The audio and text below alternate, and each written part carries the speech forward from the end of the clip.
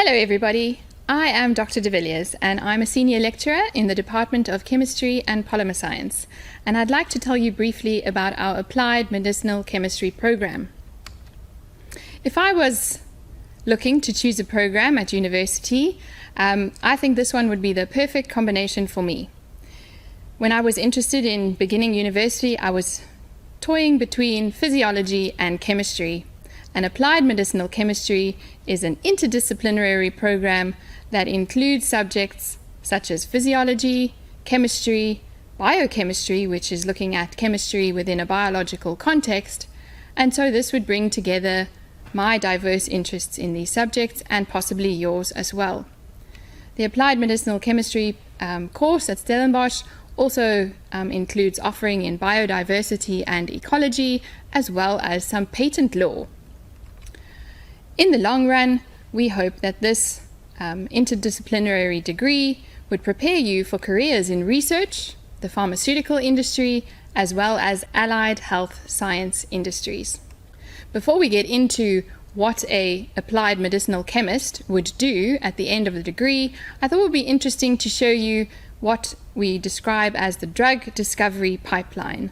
This is a very long process spanning 10 to 20 years, beginning with stage 1, the discovery and screening of compounds that may have some activity against a particular disease. This is followed by stage 2, which we call in the field hit to lead optimization, where we use our chemistry knowledge to make a molecule more active. This is followed by stage 3, ADMET testing, where A stands for absorption, D stands for distribution, M for metabolism, E for excretion, and T for toxicity. This describes how our body deals with a drug molecule, and that's why physiology is important.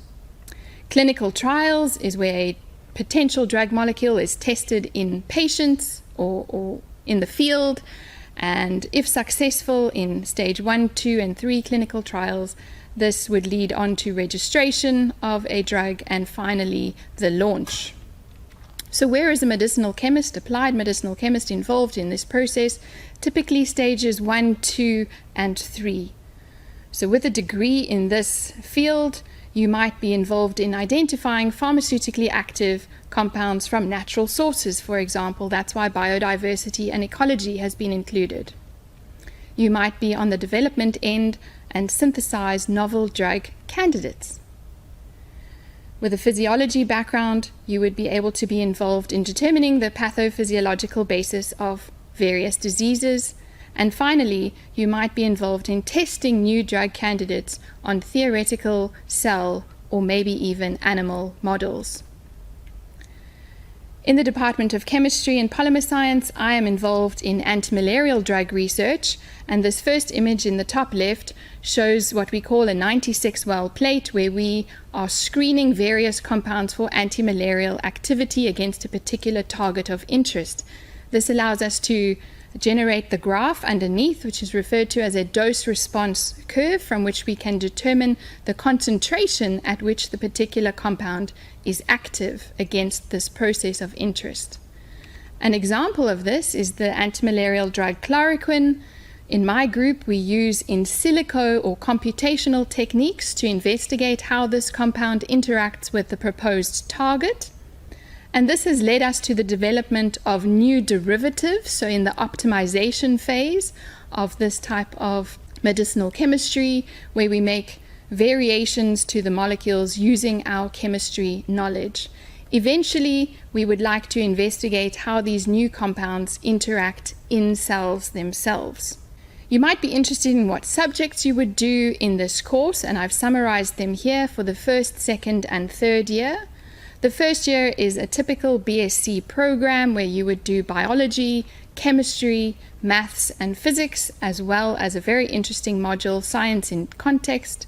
Second year, you start to specialize a little bit more focused, so you have biochemistry, chemistry, and physiology as your main subjects, and there's also a course in biometry, which is looking at statistics and handling of biological data.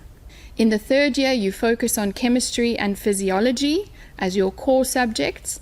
And from 2024, we've introduced a module called Applied Chemistry 354, which is focused on medicinal chemistry aspects, teaching you about ADMET testing, some of the topics that I mentioned with respect to the drug discovery pipeline.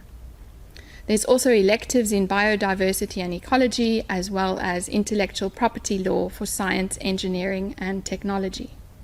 This program leads to an honors, a fourth year, in either chemistry or physiology, as well as the careers mentioned earlier. And with an honors, you can also proceed to postgraduate studies in MSc or PhD. To enter into this program, these are the minimum requirements: an average final mark, excluding life orientation, of 65%, and a 4 in Afrikaans or English, home language or first additional language, a 4 in physical sciences, and importantly, a 6 in mathematics. If you'd like to look up some of the people involved in the different faculty or different departments rather, physiological sciences and chemistry, here's just a selection of some of my colleagues involved in this work. Please reach out and contact us if you have any questions. My details are on the left-hand side and Professor Engelbrecht from Physiological Sciences on the right-hand side. I hope this has helped explain what applied medicinal chemistry is all about. Thank you for listening.